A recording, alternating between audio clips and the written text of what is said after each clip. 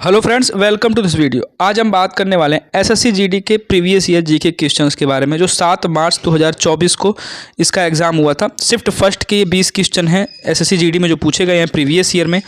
उम्मीद करता हूँ वीडियो आपको अच्छी लगेगी और आप लास्ट तक बने रहेंगे। तो चलिए बिना देर किए हम वीडियो की शुरुआत करते हैं।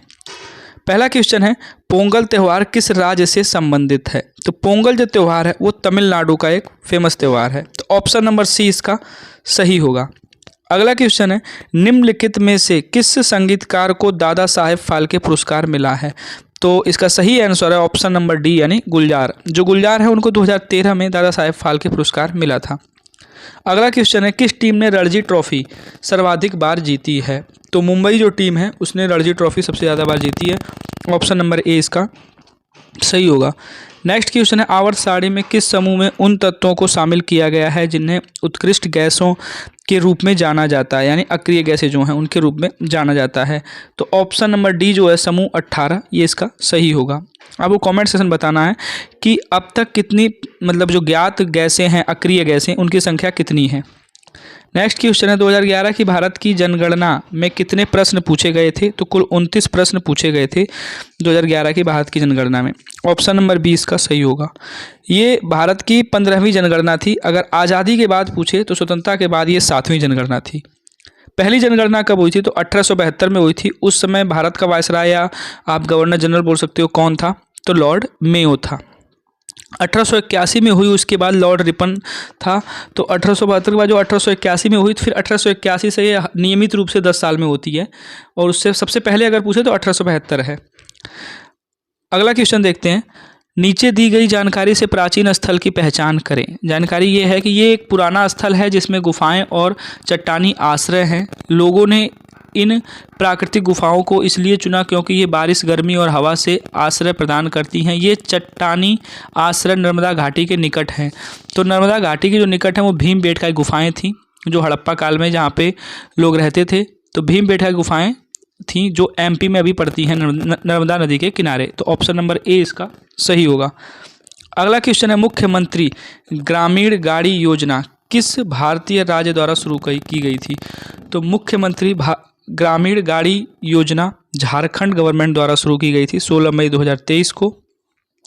इसका ऑप्शन नंबर ए सही होगा। अच्छा, ये जो योजना है एक ग्रामीण परिवहन योजना है जिसका उद्देश्य दूर दराज के जो क्षेत्र है उनमें बस सेवाओं में सुधार करना था। तो ऑप्शन नंबर ए इसका सही होगा।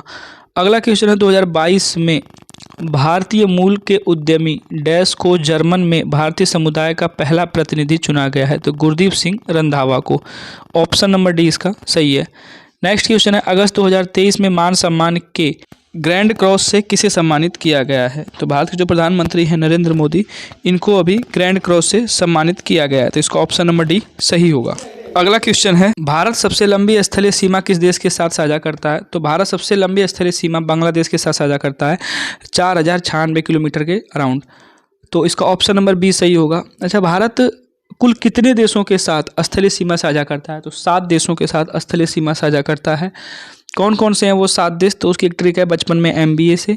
तो बचपन में ब से होगा बांग्लादेश, च से चाइना, प से पाकिस्तान, न से नेपाल, M से होगा म्यांमार, B से भूटान, A से अफगानिस्तान। तो ये 7 देश हैं जिनके साथ भारत स्थलीय सीमा साझा करता है। अगर ये पूछे कि भारत जलीय सीमा कितने देशों के साथ साझा करता है, तो 2 देशों के साथ, श्रीलंका और मालदीव। इतनी बातें आपको याद रखनी है। अगला क्वेश्चन है, अक्टूबर 2023 में 24 वर्षीय भारतीय ग्रैंड मास्टर कार्तिकेयन मुरली ने शतरंज के मैच में किसे हराया? तो मैग्नस कार्लसन को हराया है। ऑप्शन नंबर 20 का सही होगा। अगला क्वेश्चन है, भारत में नियोजित आर्थिक विकास किस वर्ष शुरू हुआ? तो ये 1991 में प्रथम जो पहली जो पंचवर्षीय योजना शुरुआत हुई थी 1951 में, उसी के साथ इसकी शुरुआत हुई थी नियोजित आर्थिक विकास की। तो इसका ऑप्शन नंबर सी सही होगा, 1951। अगला क्वेश्चन है, भारत की 12वीं पंचवर्षीय योजना का विषय क्या था? तो जो भारत की 12वीं पंचवर्षीय योजना थी 2012-17 तक चली थी, इसका जो विषय था वो था तेज, टिकाऊ और आर्थिक समावेशी का विकास, यानी ऑप्शन नंबर डी इसका सही होगा। ये भारत की अंतिम पंचवर्षीय योजना थी। इसके बाद नीति आयोग की स्थापना कर दी जाती है। आपको कमेंट सेक्शन बताना है कि नीति आयोग की स्थापना भारत में कब की गई थी। अगला क्वेश्चन है, निम्नलिखित में से कौन सा नृत्य रूप हिंदुस्तानी संगीत शैली से जुड़ा है? तो कथक, ये कहाँ का है? उत्तर प्रदेश का है, लेकिन ये हिंदुस्तानी नृत्य शैली से, संगीत शैली से जुड़ा है कथक। ऑप्शन नंबर ए इसका सही होगा। अगला क्वेश्चन है, प्रथम एशियन गेम्स किस वर्ष नई दिल्ली भारत में आयोजित किए गए? तो एशियन गेम्स की शुरुआत 1951 में हुई थी और ये पहली बार नई दिल्ली में ही आयोजित किए गए थे। तो ऑप्शन नंबर डी इसका सही है। अगला क्वेश्चन है, वेद समाज की स्थापना डैश में हुई थी? वेद समाज की स्थापना किस शहर में हुई थी? तो मद्रास, यानी जो अभी चेन्नई है वहाँ पे हुई थी वेद समाज की स्थापना।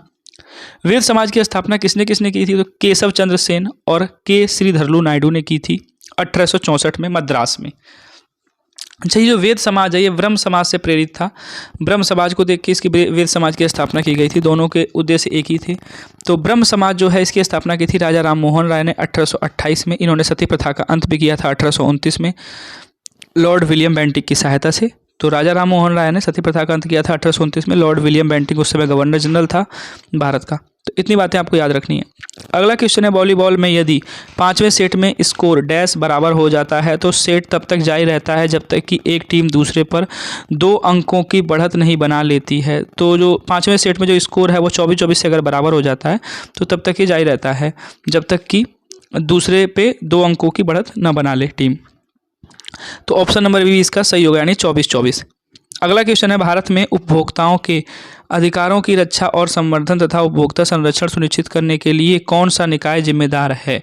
तो ऑप्शन नंबर डी सही होगा इसका, राष्ट्रीय उपभोक्ता विवाद निवारण आयोग।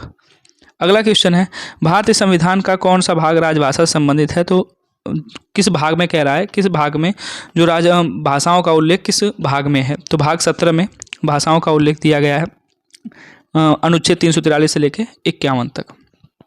तो इसका ऑप्शन नंबर सी सही होगा, यानी भाग 17। तो ये थे हमारे एसएससी जीडी क्वेश्चन जो प्रीवियस ईयर पूछे गए थे। उम्मीद करता हूँ वीडियो आपको अच्छी लगी होगी। और अगर आप किसी और वनडे एग्जाम्स के जीके क्वेश्चंस के प्रीवियस ईयर चाहते हैं तो कमेंट सेक्शन बता सकते हैं। तब तक के लिए best of luck. Thanks for watching this video.